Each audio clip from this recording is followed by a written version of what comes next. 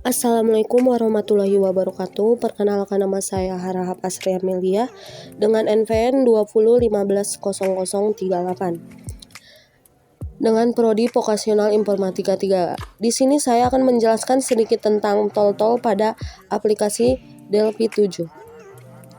Kita buka aplikasi Delphi 7. Tunggu ya sebentar teman-teman karena loading.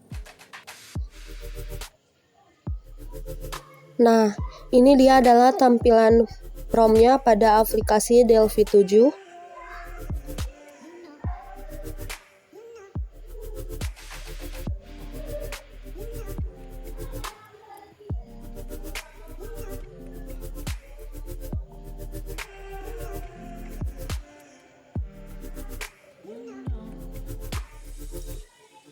Nah, jadi kita di sini akan menjelaskan tentang ini bagian-bagian ini yang dimana main Windows, komponen valet, toolbar, dan lain-lain.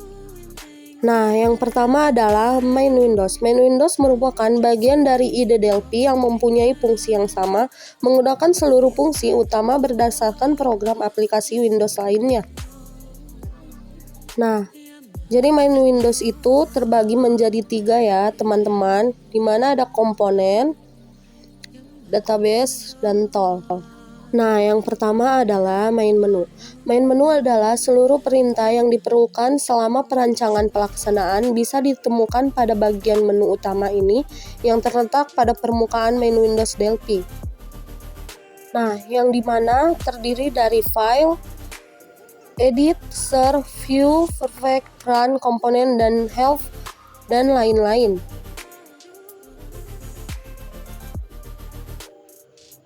Nah, jadi di sini kita bisa membuka file untuk membuat suatu project, file, kemudian open.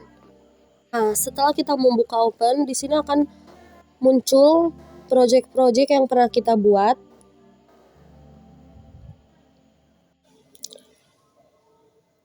Nah, dan yang kedua adalah toolbar.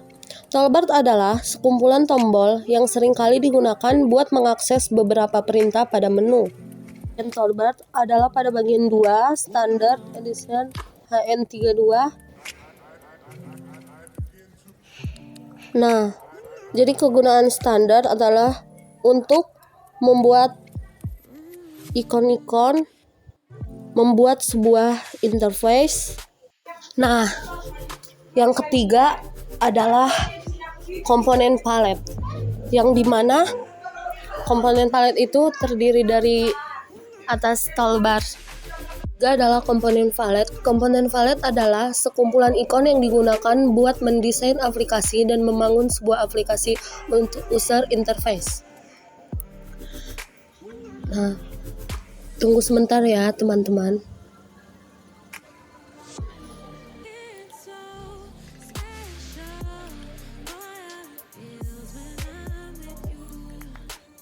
Komponen palet komponen palet adalah yang di bawah standar-standar ya teman-teman, yang dimana sebuah ikon-ikon untuk membuat sebuah interface. Dan ini adalah komponen valet dari standar, dari HN32, dan komponen dari Windows 3, dan seterusnya ya teman-teman, dan data akses, dan seterusnya. Tunggu ya teman-teman.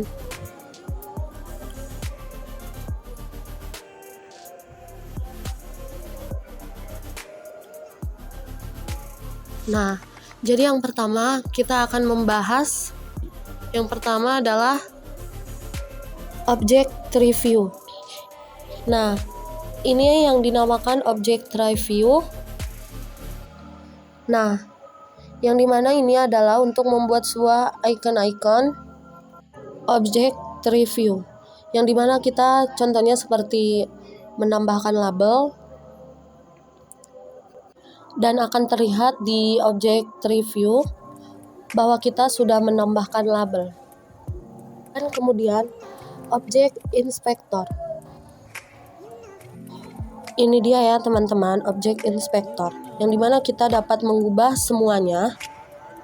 Dan di sini kita bisa mengedit dan mengubah seperti ellipseman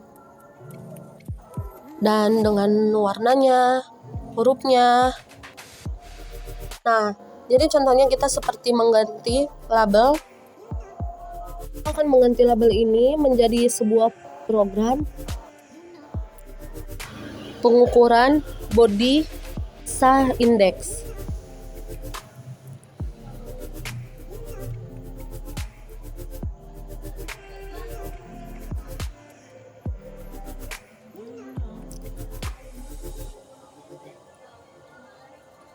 Nah, jadi di sini juga kita bisa mengubah from-nya ya teman-teman. Kita klik properties. Nah, kita ubah ke board dan ukurannya kita ganti, kemudian oke. Nah, seperti ini ya teman-teman. Kemudian kita kode ekspor. Nah, jadi ini dia teman-teman kode ekspornya, di mana kita mengganti kode-kode atau membuat kodenya nanti. Nah, di sini itu untuk mengisi kode atau coding kita ya teman-teman. Nah, kemudian adalah kode editor. Nah, ini dia teman-teman kode pada editor. Nah, di sini kita bisa memasukkan kode atau coding-coding kita yang pada aplikasi interface kita.